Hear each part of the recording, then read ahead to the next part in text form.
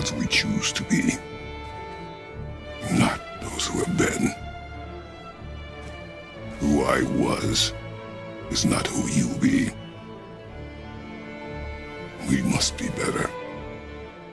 Kratos é bem conhecido do público gamer. Quando surgiu pela primeira vez em 2005, conquistou de imediato o público. Com o seu aspecto musculado, a sua história sofrida, raiva e ódio pelos deuses do Olimpo, o primeiro jogo foi um sucesso.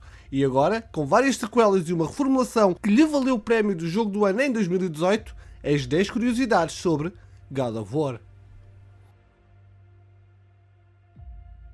Onimusha é uma série de videojogos desenvolvida e publicada pela Capcom. Faz uso das figuras históricas que moldaram o Japão, recontando as suas histórias com elementos sobrenaturais. O criador de God of War, David Jaffe, jogou Onimusha e decidiu que queria fazer algo semelhante, mas com a mitologia grega. Eventualmente, God of War acabou por ganhar a sua própria identidade e ficou longe de ser um jogo semelhante do qual foi inspirado. A equipa de desenvolvimento deu muita atenção aos jogos em terceira pessoa. Embora os jogos que eles gostassem fossem bem diferentes, perceberam que poderiam combinar os seus elementos em God of War. Ico inspirou os quebra-cabeças e Devil May Cry inspirou algumas das ações e combates. Eles gostaram de olhar para American McGee's Alice como inspiração porque era um jogo que pegava em personagens familiares e dava-lhes um toque único para o público moderno. Jaffe foi igualmente muito inspirado pelo que o filme Fúria dos Titãs fez com a mitologia grega. Os críticos também costumam compará-lo com a película, dizendo que é a melhor coisa que aconteceu à mitologia helénica desde que o filme foi lançado. O lançamento do primeiro jogo de God of War teve um planeamento cuidado. Isto porque a equipa e o estúdio tinham como propósito lançá-lo durante o mês de março, que está associado a Ares, o deus grego da guerra. Na mitologia romana, ele é conhecido como Marte, do qual deriva o nome do terceiro mês. Todos sabemos que Kratos, o deus da guerra, é uma figura imponente. O curioso sobre a altura deste deus é que ela varia, dependendo do meio em que está inserido. Em livros de banda desenhada, Kratos é retratado como tendo 2,30 m. No entanto, nos jogos a personagem tem 1,80 m.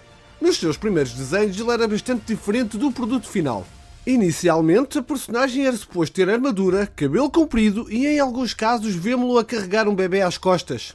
Eventualmente, tudo isto seria removido, ficando o famoso design que viemos a amar. O musculado careca, pálido e com as tatuagens vermelhas. Kratos é igualmente conhecido como o Fantasma de Esparta, e apenas a menção do seu nome provoca o terror na população. Isto deve-se ao tom esbranquiçado da sua pele.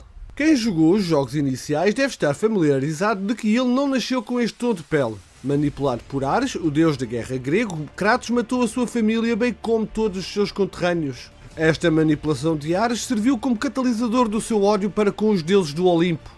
Mas esse ódio foi amplificado ainda mais quando os deuses decidiram puni-lo pelos seus pecados, aplicando as cinzas da sua família por todo o seu corpo num ritual sagrado. No entanto, esta história de fundo foi adicionada mais tarde na fase de desenvolvimento.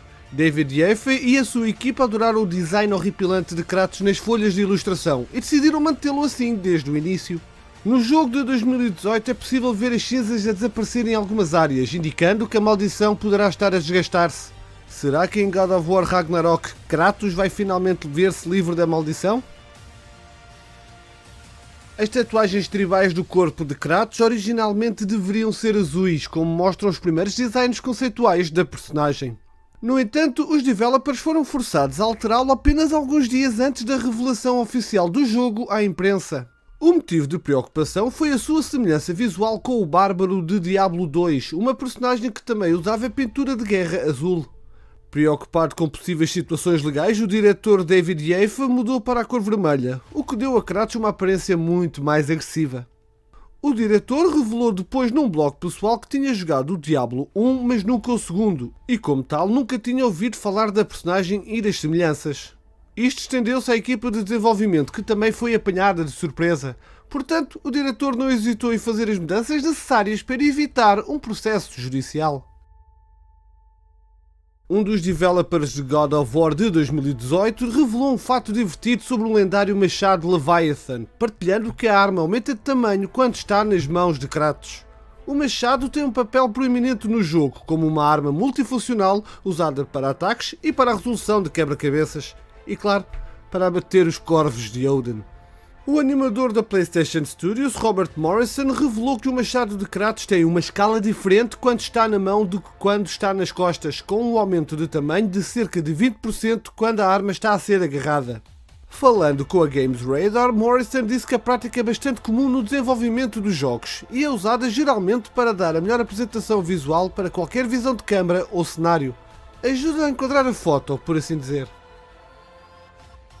Uma das características que os fãs mais apreciam do jogo de 2018 é o seu one-shot.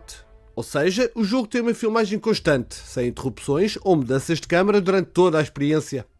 Depois de deixar a Santa Monica Studios em 2010, Cory Barlog teve uma experiência rápida na Avalanche Studios, os criadores da série Just Cause, onde trabalhou com George Miller num jogo do Mad Max que mais tarde foi cancelado. Em 2012, juntou-se à Crystal Dynamics para realizar as cinemáticas para o reboot de Tomb Raider, mas deixou a empresa apenas um ano depois. Numa entrevista, ele explicou o motivo da sua saída, em que apresentou essa ideia do one-shot à Crystal Dynamics e ela foi recusada. Eu queria fazer essa técnica da câmara do one-shot e apresentei-a à Crystal Dynamics quando estava a trabalhar em Tomb Raider, e todos ficaram do tipo, isso é uma loucura, não queremos isso.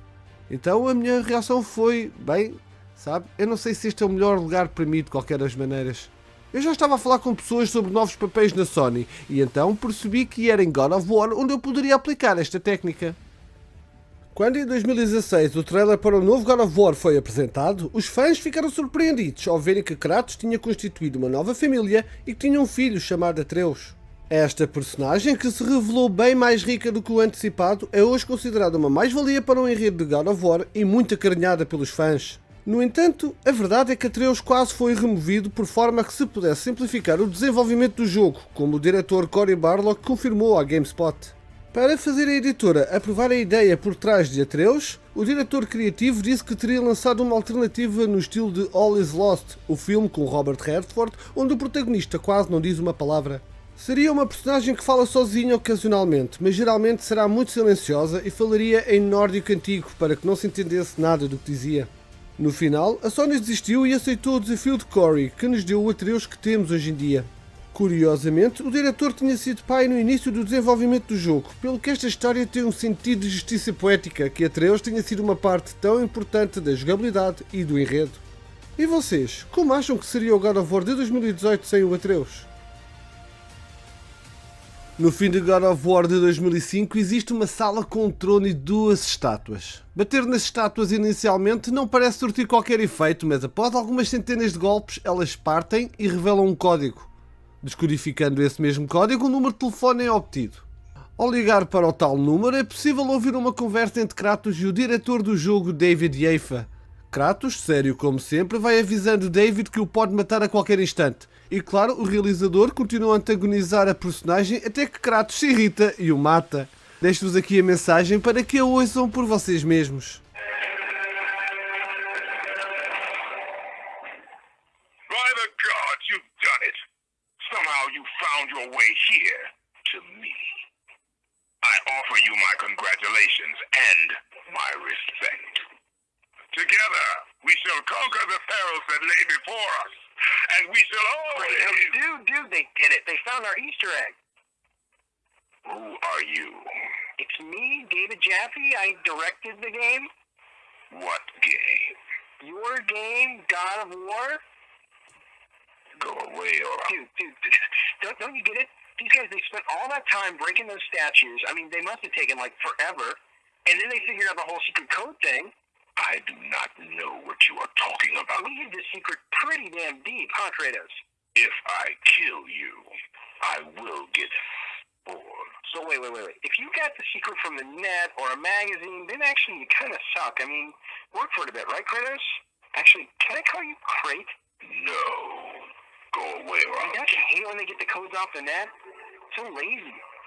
Hey, see, Crate, what are you so pale for? I am serious. You know, up close, you actually look kind of pasty, if you don't mind me saying it. It's kind of gross. Oh, my... That's it!